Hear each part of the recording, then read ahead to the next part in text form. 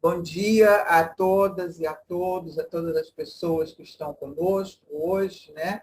Nós estamos aqui na nossa live com a professora Ildete Pereira de Mello, que vai nos falar sobre o Legislativo do Estado do Rio de Janeiro no feminino, o período de 1987 até 2019. Né? A professora ela é economista, é professora associada da Faculdade de Economia e do Programa de Pós-Graduação de Política Social, Núcleo de Pesquisas em Gênero e Trabalho da Universidade Federal Fluminense. Apresentar a professora Ildete é quase que falar chovendo molhada, como se diz, né? Popularmente, né?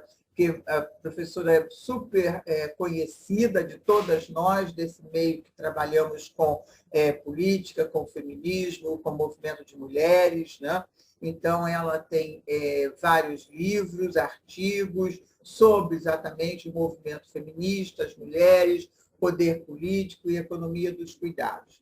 Tá? Eu quero dar as boas-vindas então, a professora, cumprimentar também a mentora Débora Tomé, explicar que a mentora Ana Gomes teve um problema à noite, inclusive ela me mandou uma mensagem bem 3h30 da manhã, voltando de um atendimento de urgência, pedindo que avisasse a todas que ela vai tentar entrar, mas como ela estava chegando em casa daquele atendimento às 3h30 da manhã, talvez ela não conseguisse chegar às 9 da manhã aqui.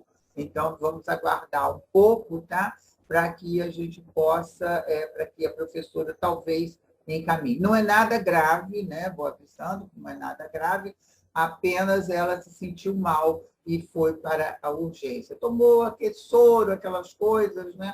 Mas está tudo certo, né? Ela deve fazer contato conosco em breve. Tá? Quero também agradecer a Luiz e ao Everton, Hércules, a Rose, que são pessoas que estão sempre conosco na coordenação e também na pesquisa, né? Nesse módulo, nesse componente da pesquisa do nosso programa. Sempre é bom no início, as pessoas podem não ter visto as lives anteriores, né? Então, é bom, nós estamos no projeto Mulheres e Legislativo, Histórias que se Cruzam. No componente de mentoria política, o programa de mentoria política, e aí essa é a nossa segunda atividade conjunta. Então, todas as atividades de cada mentora, em especial, com cada mentoranda e grupo, né, de mentorandas, e nós temos essas nossas atividades conjuntas, então, para trabalhar os dois grupos ao mesmo tempo. Bem, sem mais delongas, vamos dizer assim, né? Vamos passar a palavra, então, para a professora, para que faça a sua palestra, a sua fala, né?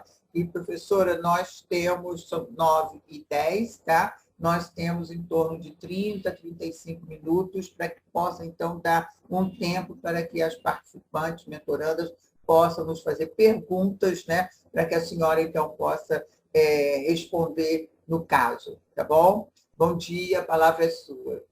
Obrigada. Obrigada, Ângela. Bom dia a todas e todos que estão todos que estão presentes. Quer dizer, falar de mulher na política. Aqui só você, Débora, Rose, Luiz, todas nós e as pessoas que estão nos assistindo, as mulheres que estão nos assistindo, são todas mulheres que estão praticando essas ações, umas há muito tempo, outras há menos, então, mas aqui não tem ninguém que não seja mordido, não tenha sido mordido pelo interesse, pelas questões da política. A grande pergunta que se faz quando você está discutindo mulheres na política é por que nós somos tão poucas. Então, essa Essa é uma questão que perpassa a história das mulheres, né? Então, a história das mulheres é uma história de, é, de silêncios e esquecimento, construída nesse século, não, já do século XVIII até agora, construída as pinceladas pelas próprias mulheres, porque a gente não quer ser esquecidas, né? Então, qual é o porquê? Por que a história, por que a história nos ignora? É que o espaço das mulheres ao longo do percurso da humanidade no planeta é o espaço que foi destinado a nós, é o espaço doméstico. Então, portanto, o poder político em todas as culturas, quer dizer, a gente gosta assim, quando você trabalha com ciência, você diz em quase todas, porque você tem medo de dizer em todas. Mas eu ousaria dizer que em todas as culturas, as mulheres do Ocidente e do Oriente não, elas estão confinadas ao espaço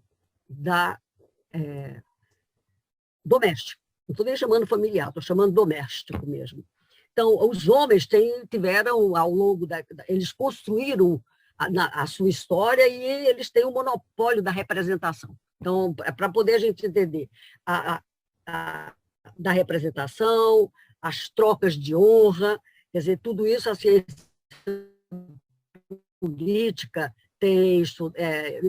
está ao longo desses 100 anos feito grandes contribuições, mas não para a história das mulheres, mas para entender esse movimento social.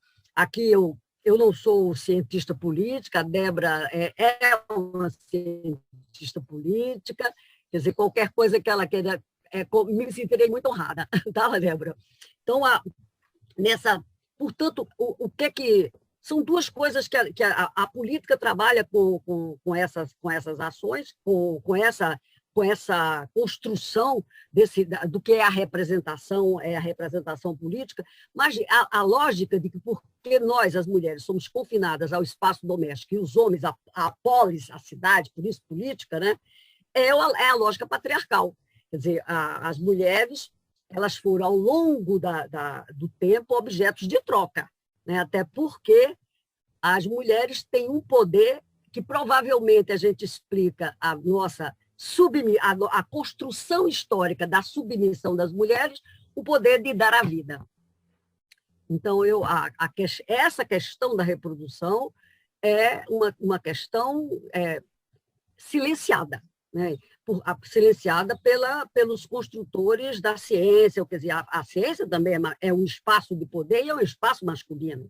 Então, portanto, é criada uma violência simbólica, estrutural, da qual os homens têm um lugar superior. Então, para a gente olhar o Rio de Janeiro e entender o Rio de Janeiro, precisa partir desses pressupostos de que por que os homens têm esse lugar superior. E vou chamar o Estado, o nosso Estado, ele é bem um locus privilegiado para fazer esse olhar. Por quê?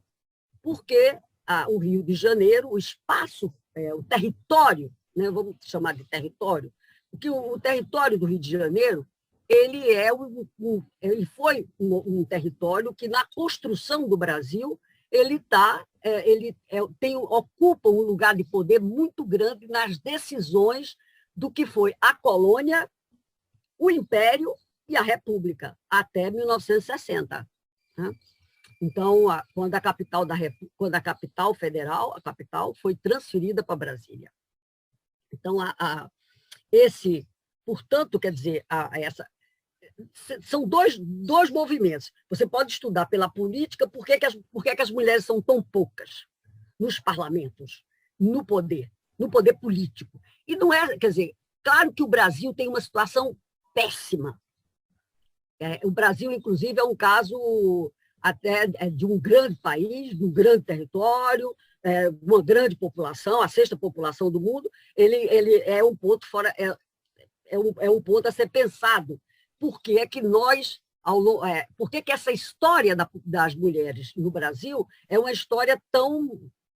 Nós fizemos grandes progressos Por exemplo, a maior vitória das mulheres nessa construção civilizatória é a educação.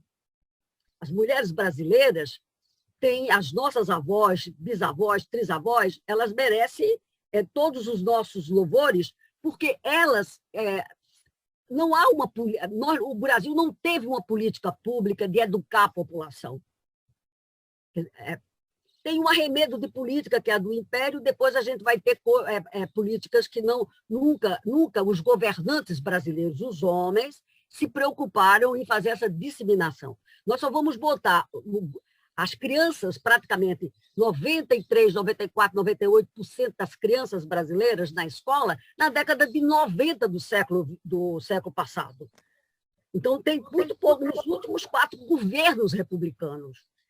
E, portanto, a vitória feminina de chegar nos anos 60, 70, tendo uma escolaridade maior que a dos homens, é uma vitória das mulheres. Cada uma individualmente fez os seus percursos.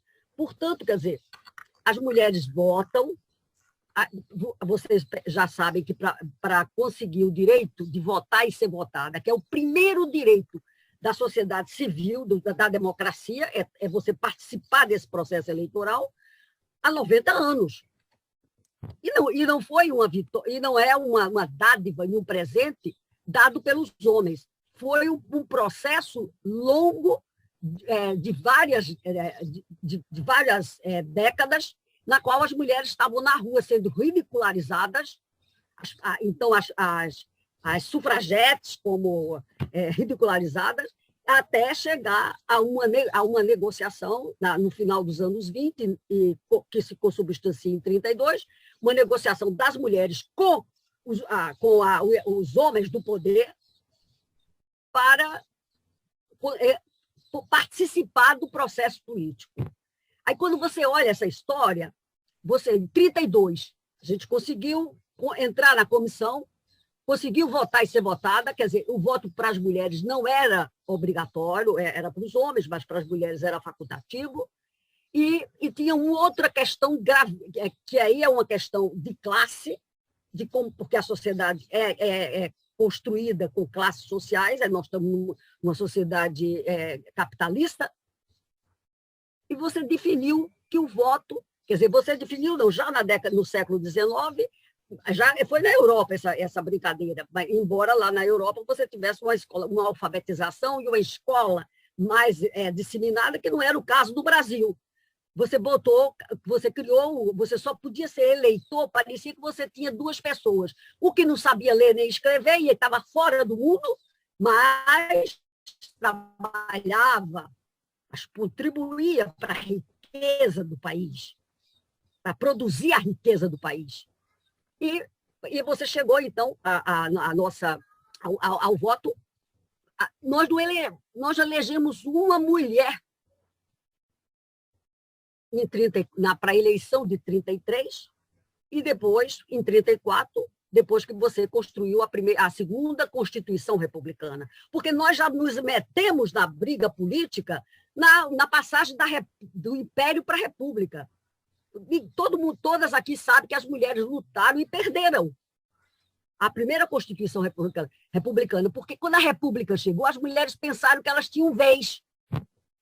As mulheres educadas, as que já sabiam ler e escrever, a maioria eram brancas, o povo negro estava saindo da escravidão, né? Então, 88, 89. Então, quer dizer, entender isso, e aí nós trazemos para o Rio de Janeiro, porque o Rio de Janeiro já é o epicentro da luta política do Brasil.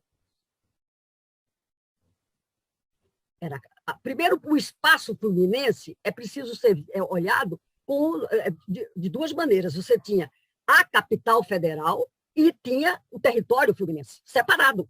São instâncias de políticas de poder separadas. Isso é interessante porque essa separação, o município neutro, é uma construção do Império. Já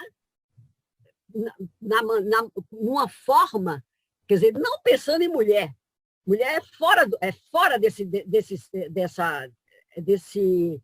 ambiente. Embora, por exemplo, quando a gente olha a independência, que está fazendo 200 anos que está se criado o Estado brasileiro, a independência nasceu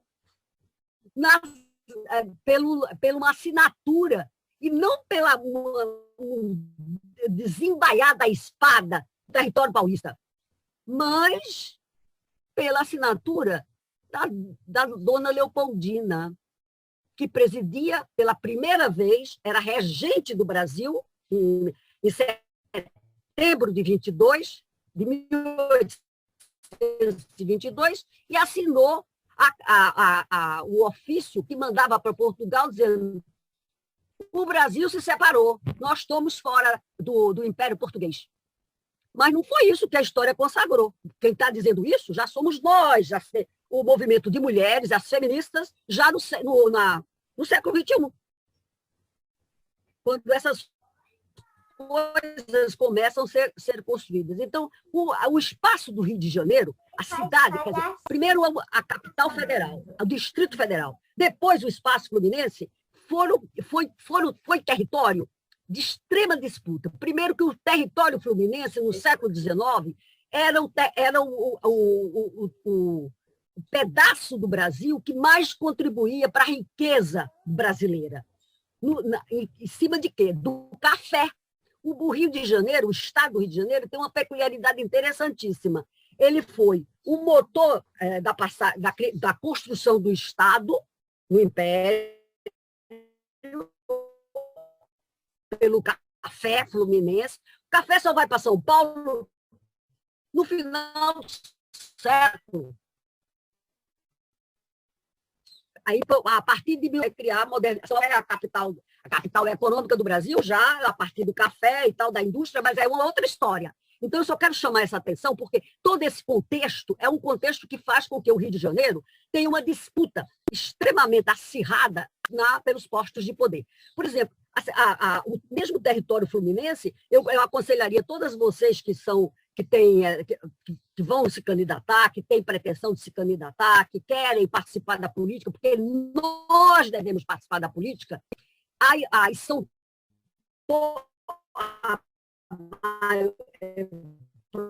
provavelmente boa parte de vocês são do território fluminense, existe de quem são as mulheres que participaram da história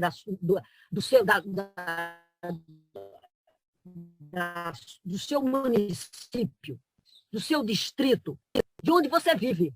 Porque nós passamos em brancas nuvens, quer dizer, é como se fosse um movimento feminista explodiu, conquistou a cidadania na década de 30 e vai... quando você olha essa história política feminina, nós vamos praticamente sumindo, ficamos invisíveis, mais ainda, porque nem mandato tinha. Nós elegemos uma deputada federal no Rio, em São Paulo, Yara Vargas, em 1950. Nenhuma em 45, quando houve a redemocratização. E por aí vai para...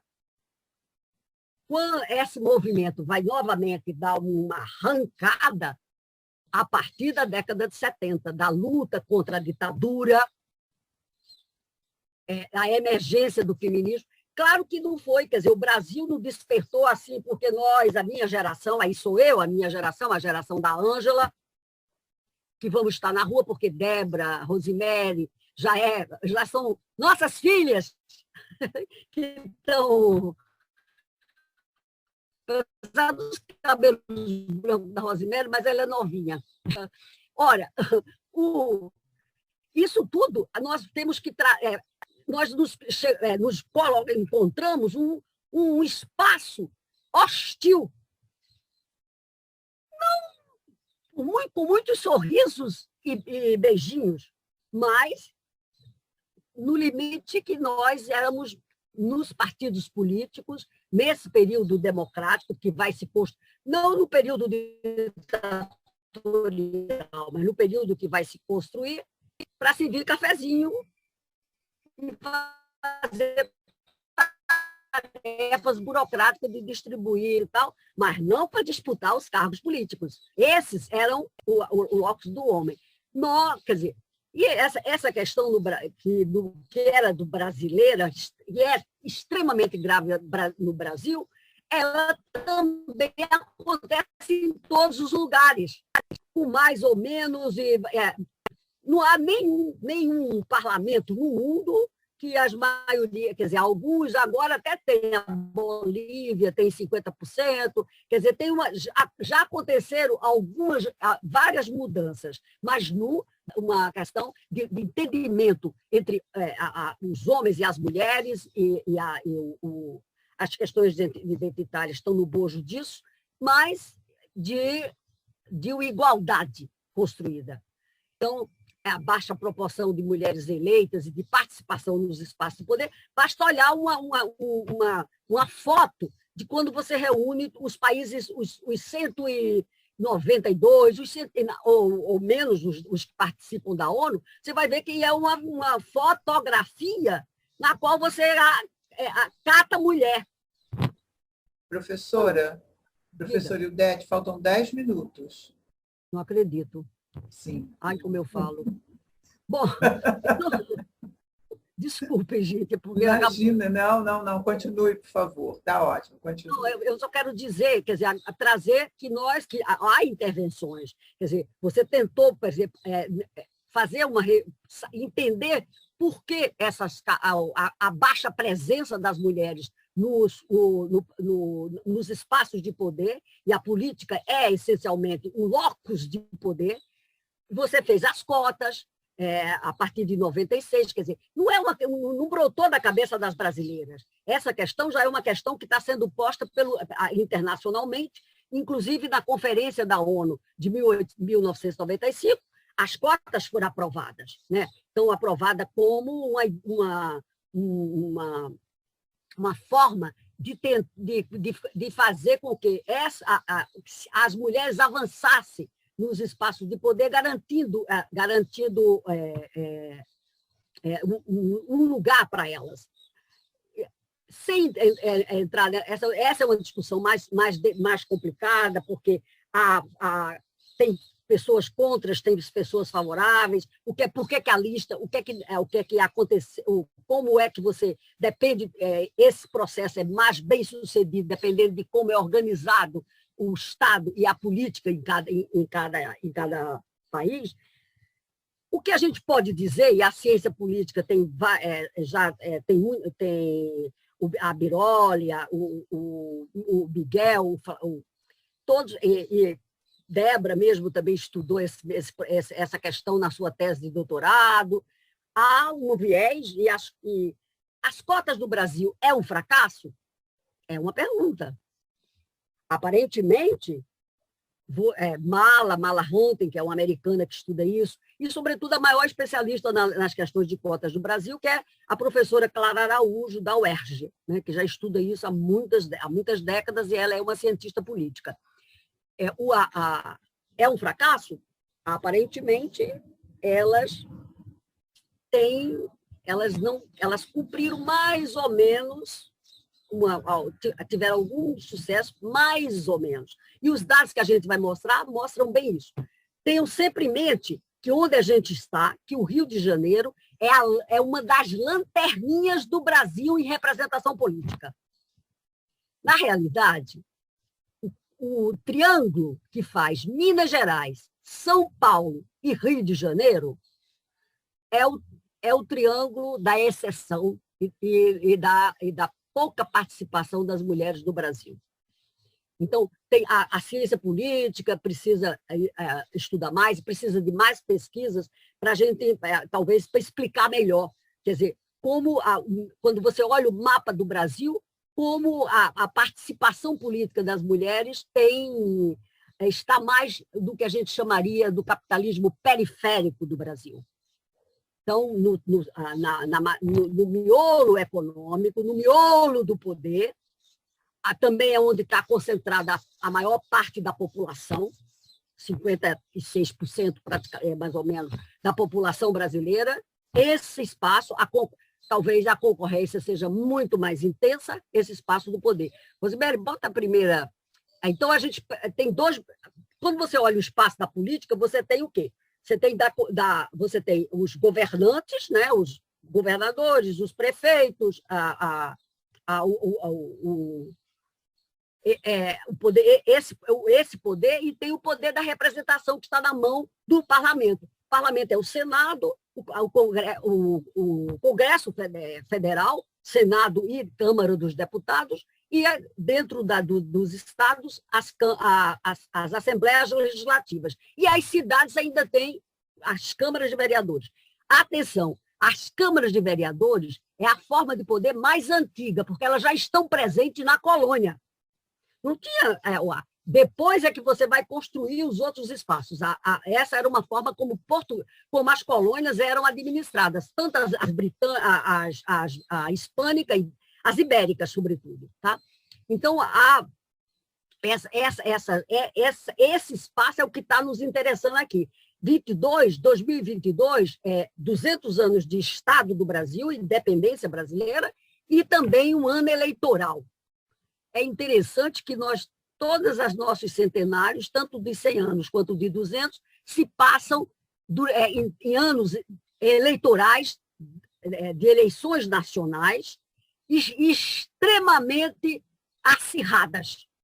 Nada parecido com o que está em 2022, mas 1922 também foi um ano de luta acirrada e de disputa política muito forte, né? A reação republicana foi bastante... perdeu, né? Então, vamos lá. Bota, Rosimério, por favor. Qual delas você quer? Bota aqui, mostra... Vamos começar com as deputadas federais. Atenção, o Rio de Janeiro já começa diferente. O Rio de Janeiro só elegeu, até hoje, uma senadora do Brasil. Todo mundo já sabe quem é, né? Benedita da Silva. É a única senadora que o... É a das longevas? Não,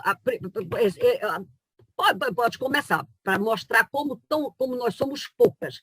Tem a ciência política, sobretudo a Celi Pinto, que é uma estudiosa desses assuntos e tem uma grande produção em termos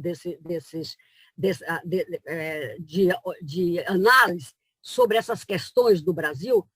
Tem um conceito, ela trabalha com o conceito de mulheres longevas. Longevas na política. O que significa isso? Quer dizer, você também pode olhar os homens, também é uma pesquisa que você pode fazer, mas nas mulheres, olha a nossa 40 anos de política, de mulheres na política no Rio de Janeiro e no Brasil. O que a gente tem aqui?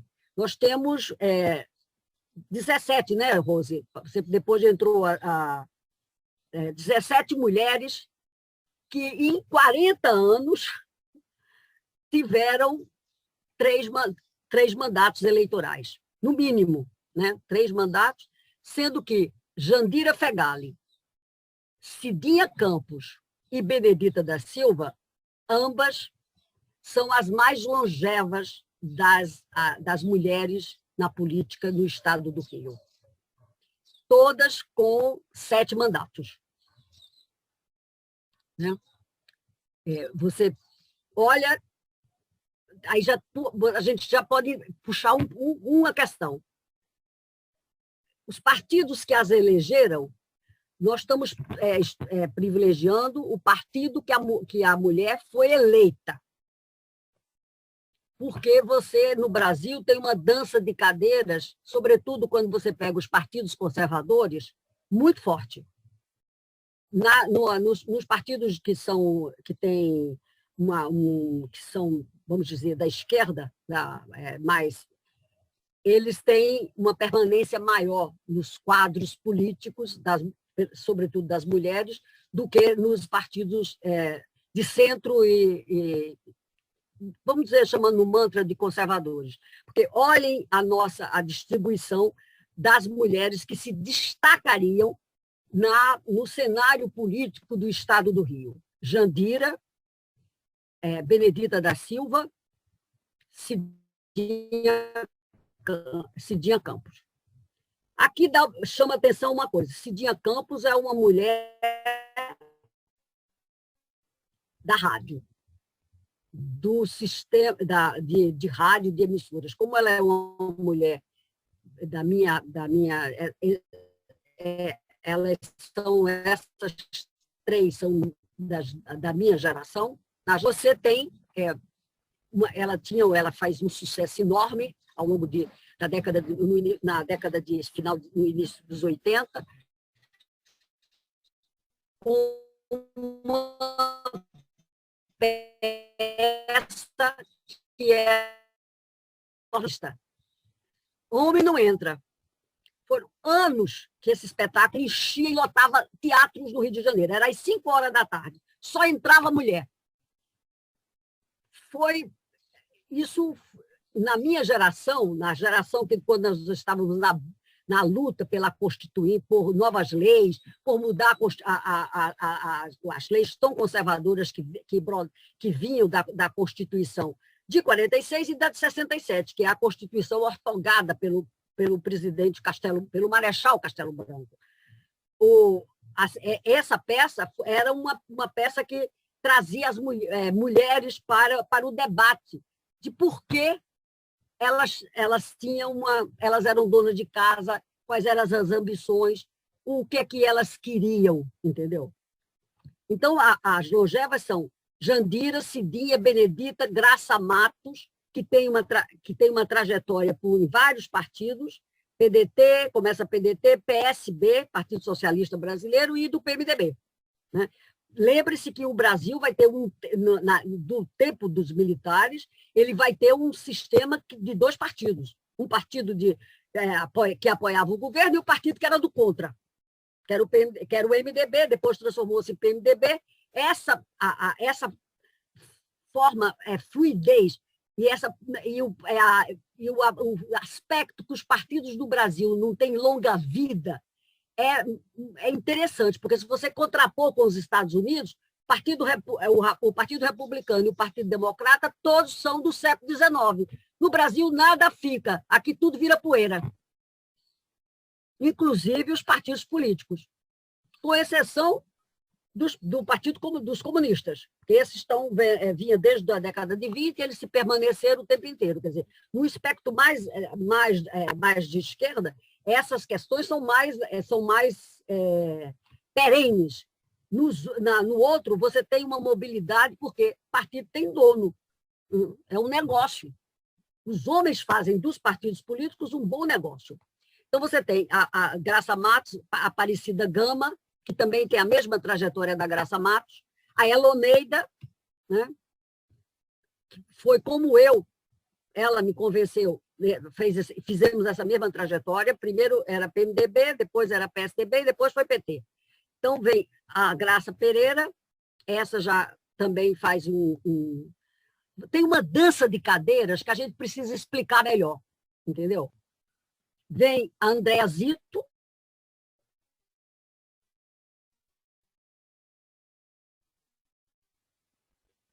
a Solange Amaral, Núbia Cosolini, Lucinha, Inês Pandeló, enfermeira Rejane, Clarissa Garotinho e Cida Diogo. Se vocês olham para essa lista, o que é que elas têm? Tem alguma coisa em comum? O que é que vocês me diriam dessa lista? Vocês olham, mulheres engajadas nas questões da distribuição de renda, na luta na defesa da luta das mulheres, várias, Loneida, Benedita, Jandira, Inês Pandeló, enfermeira Rejane, Cida Diogo, essas eram que participavam conosco, quer dizer, com apoio total, e as outras são mulheres conservadoras que, de uma forma ou outra, aliavam-se às questões às questões de fundo da cidadania feminina. havia muito silêncio das mulheres com relação às questões da sexualidade. Mas elas não ousavam. Até 2018, as mulheres não ousavam se contrapor ao ideário da igualdade construído pela luta feminista. Eu estou falando para vocês porque eu sou uma testemunha ocular silenciosa dessa história que nós estamos aqui narrando. De 87 a 2022, ou bem ou mal, eu andei em todos esses caminhos.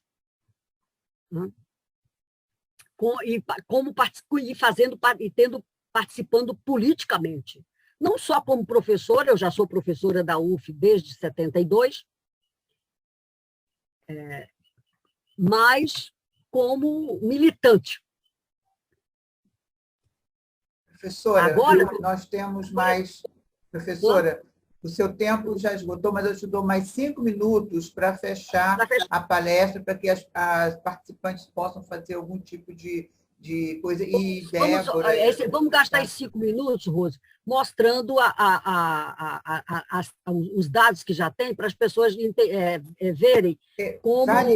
Vale a gente informar que como tudo isso que a senhora está falando ficará num relatório da pesquisa e que ele será disponibilizado a todas, tá? E todos esses dados, as tabelas e mais os gráficos e tudo, então eles passarão para todas as participantes, tá certo? Então é bom que fiquem tranquilos que vocês receberão todas essas informações, tá? Então, mais 5 minutos, por favor. Esse gráfico eu acho muito importante. Essa tabela 2 mostra o que eu falei, quer dizer, você tem o PDT e o PT, são os dois grandes partidos que mais acolheram e mais elegeram mulheres no estado do Rio de Janeiro. Então, aqui vocês precisam pensar, quer dizer, como foi que o estado do Rio vivenciou esses dois partidos existiram aqui dentro, né? Então, o PDT está enraizado na figura do Leonel Brizola e o PT está enraizado na luta dos trabalhadores e que se consubstancia ao longo desses anos na presença do Luiz Inácio Lula da Silva, né? O PDT nunca chegou ao governo federal, né, nesse espaço republicano, mas dentro do Rio, do estado do Rio de Janeiro, ele deixa raízes profundas.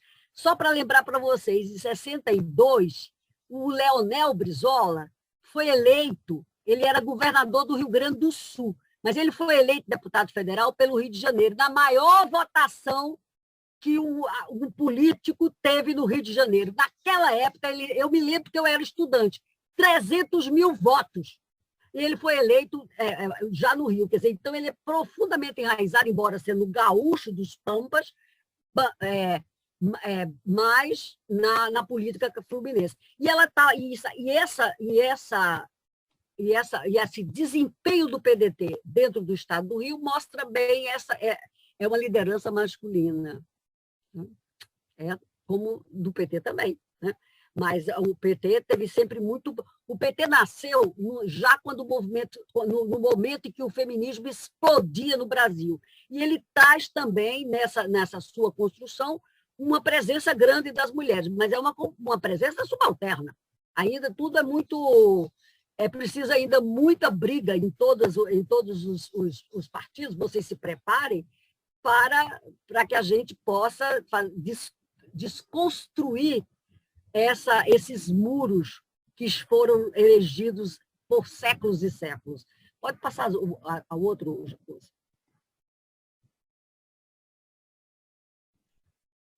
As outras, nós temos já as informações todas de cada eleição. Quer dizer, quando você olha todo o passado fluminense, não, essa posição nas comissões da coisa já é o final, Rose, mas é mais fácil a gente ver como as mulheres foram aumentando nesses 40 anos a sua presença nos espaços de poder do Rio. Por exemplo, da primeira eleição de 86 de 87, você tinha um parlamento pequenininho com 7 mulheres, a LERJ, e você elegeu 2 deputadas federais, Benedita e Ana Maria Hatz, que vão para o Congresso Nacional e vão escrever a Constituinte Cidadã, a Constituinte de 88. Aqui você tem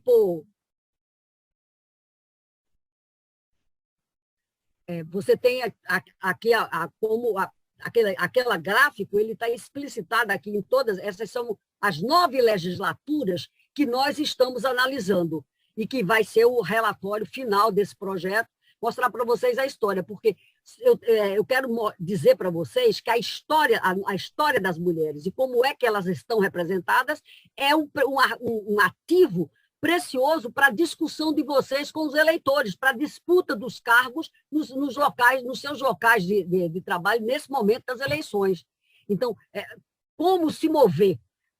Claro que você precisa ter uma pauta de acordo do qual você vai batalhar para agariar o voto de homens e de mulheres e de jovens, das pessoas. Então, isso mostra, quer dizer, ao longo dessa tabela, você percebe, aqui é deputados para a Câmara Federal, o número de mulheres que foram eleitas ao longo dessa história, nessas 9 legislaturas que nós estamos analisando para fornecer, para contribuir com conteúdo para os programas e para as propostas que vocês podem elaborar, não só para 22, mas para as próximas eleições. Nem sempre você é vitoriosa na primeira, e isso não deve desmoronar a vontade de cada uma de vocês de batalhar e de continuar na vida política, na vida cidadã. Eu acho que está bom. A gente pode passar para as perguntas. Eu agradeço, Ildete, bastante, porque foi uma aula muito importante para que a gente compreenda a questão de por que somos tão poucas, né, nos parlamentos, e por que a gente precisa se manter e entrar nos partidos políticos, né? Nós, mulheres, temos que estar na máquina partidária. E aí, então, só para fechar, Ângela, o Rio de Janeiro é tão peculiar, ele elegeu uma mulher senadora nesses 40 anos, uma governadora, que é a Rosinha Garotinho, eu ainda falo a Rosinha Garotinho, e a Benedita exerceu um mandato, um tampão, quando o Garotinho se candidatou e ela era vice-governadora. Então, a Benedita é uma figura extremamente emblemática da mulher da política do Rio de Janeiro. Benedita, Jandira, a Cidinha nunca mais apareceu, a gente não tem muito a contato atualmente. Essas duas ainda continuam na batalha, né? E a Rosinha Garotinho também, porque está lá no norte fluminense e eu acho que continua destacada, embora ela seja muito parece a história de Adão e Eva. Isso. Nós temos aqui a Viviane... É a costela. A costela, exato. Nós temos no chat as pessoas gostando muito, a Viviane dizendo que eu devia deixar você continuar falando, mas nós sabemos, Viviane, teremos outros encontros com a professora Ildete e nós temos também uns horários. E aí eu queria ver, Débora, você quer fazer alguma fala para as suas mentorandas que estão presentes, para todas, na verdade, né? Acho que isso é importante. Olá, bom dia. Vou falar rapidinho, porque já está tarde. Eu acho que eu queria mais ouvir era se alguém tinha alguma pergunta, aí aproveitar a presença de Ildete, que é sempre muito inspiradora dessa motivação aí dessa participação política lato sensu, né? Não apenas nos cargos eletivos. Mas eu queria dizer que aproveitar aqui, né, que você está, Ângela, está, Ildete, tem sido muito bacana, assim, esse nosso diálogo, que também tem passado um pouco, né, Kelly, Viviane e Renata, que eu estou vendo aqui, do grupo de mentoria.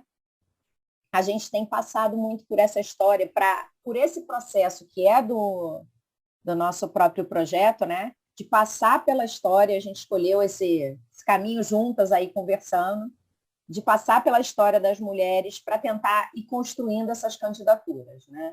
Então, eu acho que é sempre interessante olhar, quer dizer, um olhar para a política fluminense, tentar entender quais dinâmicas que estão vindo antes, para também como a gente vai trabalhar, né? Então, assim, quando a gente está olhando essa questão mesmo, o Ildete trouxe essa coisa da mudança de partido, que é algo que acontece muito com as mulheres. Em geral, as mulheres mudam muito de partido, porque elas vão tentando. As mulheres é que nem água na pedra, gente. A gente vai só procurando brecha na hora da candidatura. Então, assim, a gente ainda não chegou nesse momento, é sempre uma conversa, né, a escolha do partido, mas as mulheres vão escolhendo os partidos também, a literatura mostra isso, né, muito de acordo com aqueles partidos que abrem espaço para elas. Né? A professora estava falando. Então, assim, as pessoas vão mudando também, porque como a gente tem toda uma situação dos partidos serem controlados por homens, eventualmente algum partido traz mais essa abertura. E, enfim, ainda não chegamos lá nessa conversa, a gente está olhando ainda mais para as questões da mulher na sociedade mesmo, para tentar construindo e fortalecendo essas candidaturas para o futuro breve. Tomara todas eleitas aí, candidatas e eleitas em vereadoras, mas é sempre um prazer tê-las aqui. Eu acho que a gente tem tido encontros muito alegres, assim, e produtivos, eu diria. Muito obrigado. Eu vejo que temos aqui a Rose postou no chat que o relatório vai apresentar as tabelas. Rose, você quer falar um pouquinho sobre o que você postou? Acho que é melhor do que eu tentar ler, porque nós temos pouco tempo, mais alguns minutos.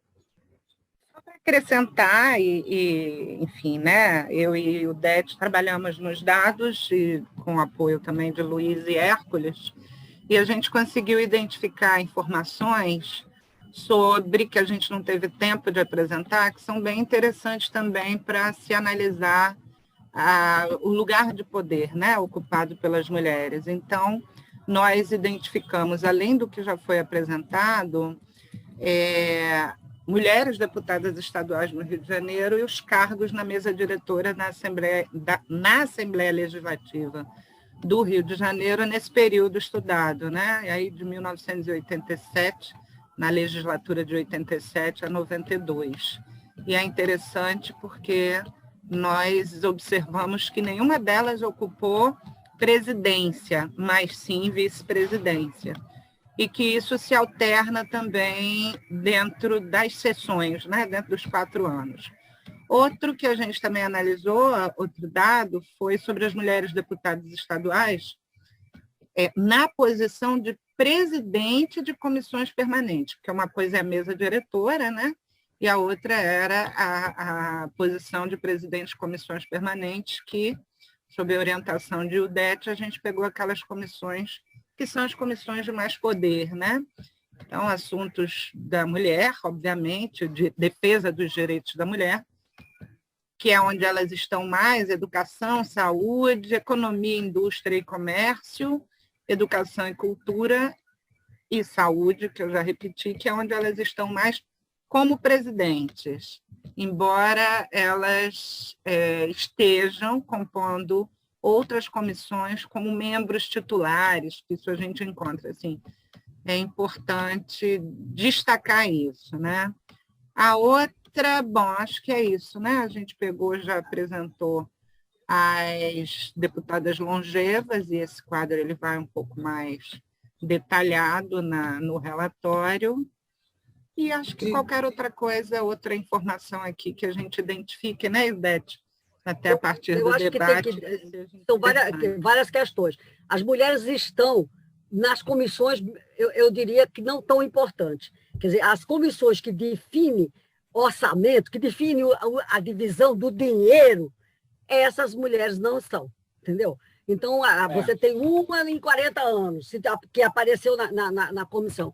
Então, essas questões, as mulheres estão sempre na questão das políticas sociais para nós mesmos. Então, isso, para mim, isso configura um espaço subalterno, né?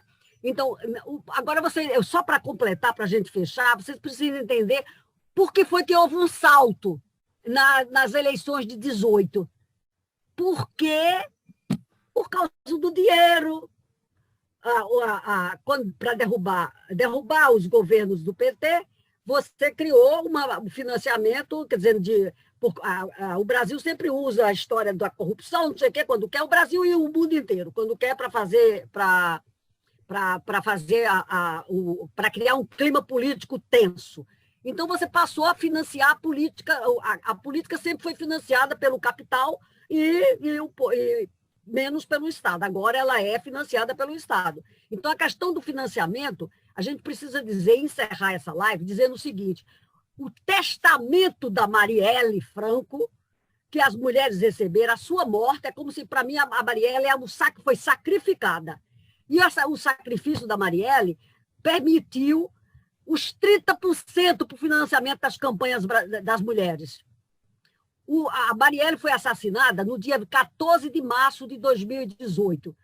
E no outro dia, o Supremo Tribunal Federal ia julgar a DTN, que as mulheres tinham construído. Foi um grupo do Rio de Janeiro, a Sépia, junto com que construiu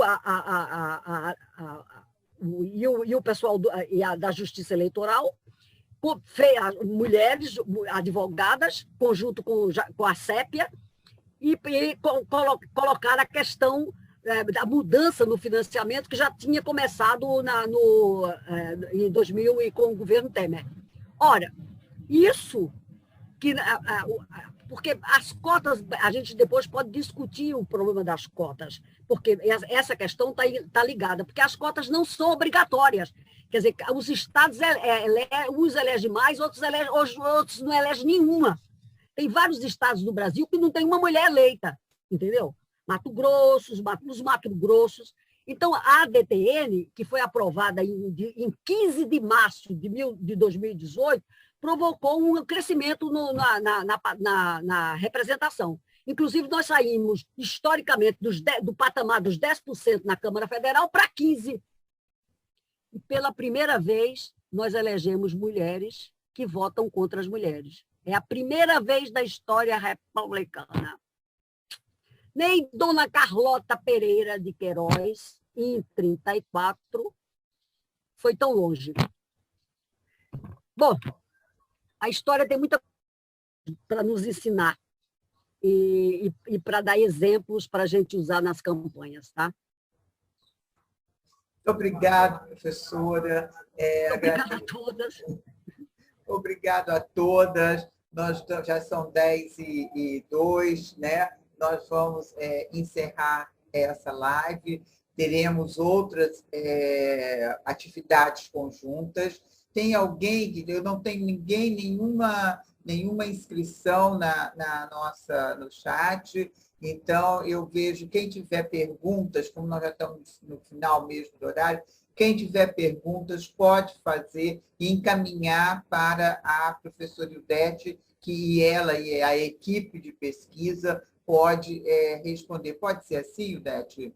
Né? Então, se tiver alguma pergunta, alguma dúvida maior que vocês tenham ficado, façam as perguntas, mesmo no grupo de vocês, tá? Que a gente participa, e que será encaminhada tanto às mentoras quanto ao grupo de pesquisa, né, que está responsável por esse levantamento, e depois nós teremos o relatório. Tá bom assim, gente? Agradeço muito a vocês, tá? De coração, até a nossa próxima atividade conjunta, e eu acompanho Os grupos, né, de vocês, não me manifesto, porque não é o meu papel, mas eu acompanho e tenho visto que vocês estão mais envolvidas, mais engajadas, o que é muito bom. Tá? E é assim que nós vamos, enfim, conquistar o poder. Obrigado, tchau, tchau. Beijo a todas. Tchau. Tá?